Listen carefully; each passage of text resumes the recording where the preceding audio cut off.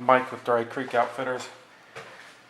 We're going to tie a CDC and elk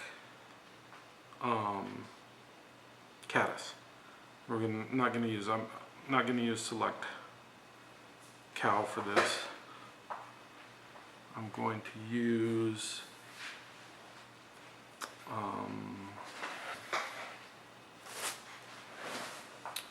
deer hair and some gray caddis. So I'm going to mount a size 14 1X fine dry fly hook. I'm going to use the Semper 5, I think this is 12/0 nano silk. Pretty easy fly. I'm going to do some dun colored hair, some gray CDC. So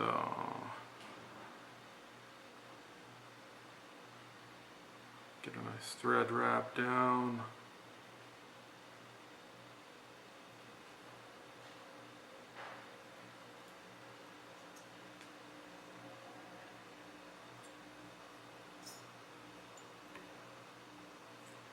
Nano silk or any GSP is pretty rough on scissors, so I keep razor blades there just for that purpose.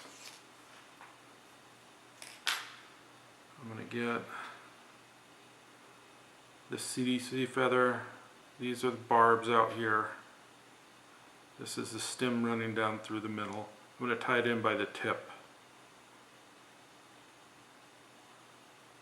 So what I'm going to do is I'm going to stroke these barbs down the stem to where I get a little less than a full hook length, shank length of material. Come in, do a little pinch wrap. I'm going to do pretty tight wraps on this.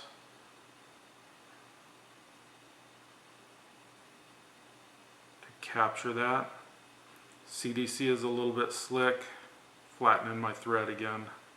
Work it up to right about 1.5 inches behind the eye. So the CDC is in there good. What I'm going to do is I'm going to take some hackle pliers. I'm going to put them on the butt of this CDC feather and I'm going to spin that. What it's going to do is it's going to create a little bit of a rope here. So then what I'm going to do is use the rotary function.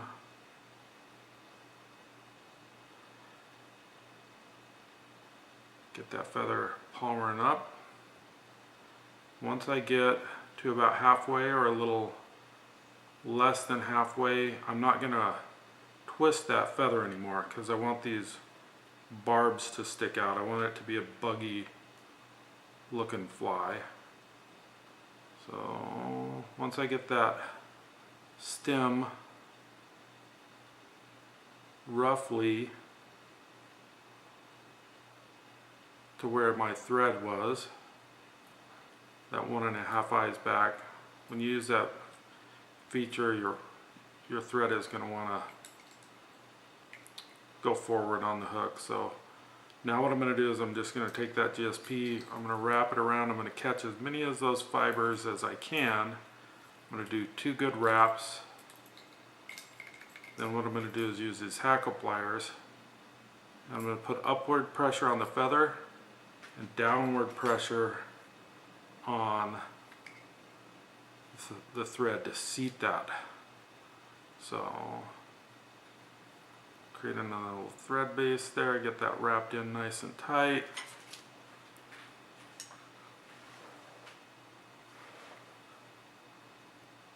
Come in here, trim off this, and you have a really buggy looking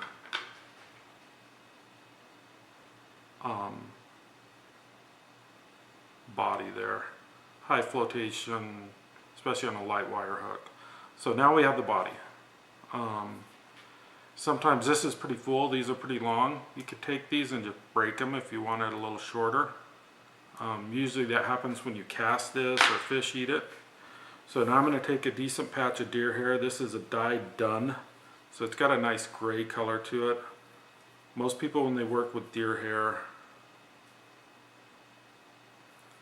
they're going to take too big a patch the first time, the second time, the 20th time.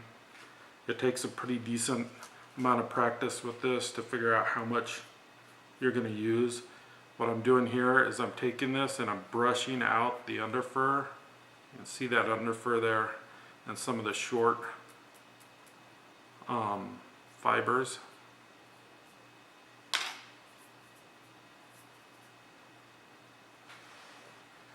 Then I'm going to put it in my hair stacker.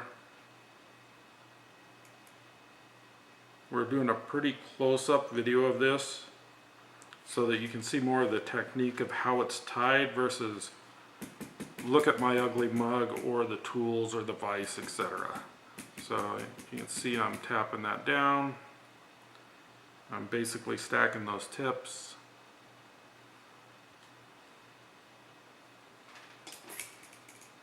You go in there. That's probably a little bit much. So I'm going to pull some of that out. You can see there's also that blunted hair right there. So I'm just going to start right there and pull that hair out.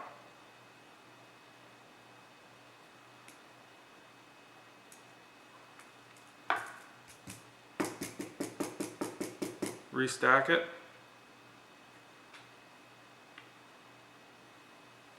Pop it out of the stacker. It's a little less hair. I like it. The tips are pretty good. So what I'm going to do is I'm going to put this on with my right hand. I'm going to come in with my left hand. The tips are going to go a little further than the bend of the hook. So they're definitely longer than the shank. And they go just past the bend to give it a nice wing. I'm going to switch this once I get it the length where I want it. I'm going to switch it to my left hand. I'm going to flatten this GSP because if you rope it, it will cut a pretty good amount of hair with pressure. So then I'm going to come down, light wrap, heavier wrap. That hair will flare.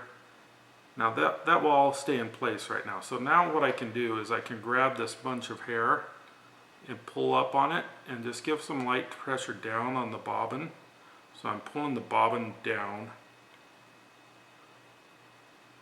and you'll see it flares even more. So now what I'm going to do is I'm going to wrap through the flared butts. You'll see that I'm just giving that sharp tugs. It's the only time I don't create consistent pressure in a thread wrap, because what I'm trying to do is I'm trying to seat that thread into the V's in the hair. If you pretend the points of the scissors or the hair, I'm trying to seat that thread in there. And that'll help hold that wing in place without having to do a lot of thread wraps behind the wing or behind the head to hold it in place. So, and then once I get it where I want it, I can give it a couple of little more snugs, advance that thread up. This is a red color GSP. I'm not overly fond of that for the head, so I'm just going to hit it with a black Sharpie.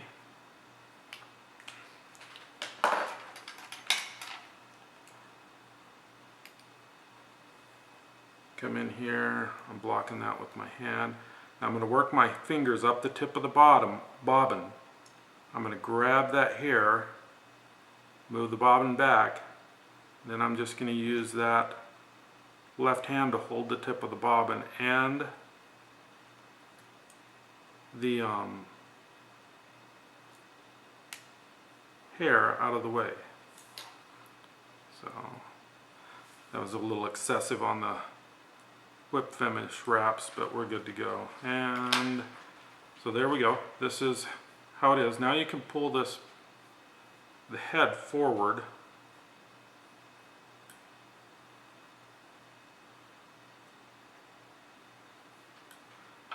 You're going to hold it with your left hand.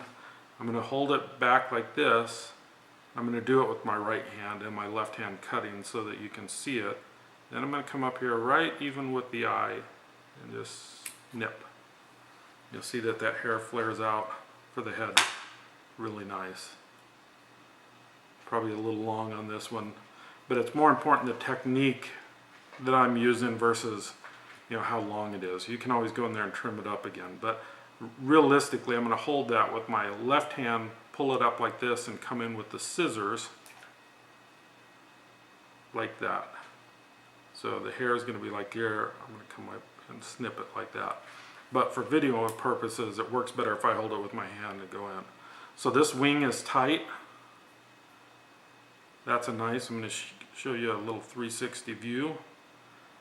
And that is a very effective caddis pattern. Now, I'll give you a little information on the pattern and what I've used it for.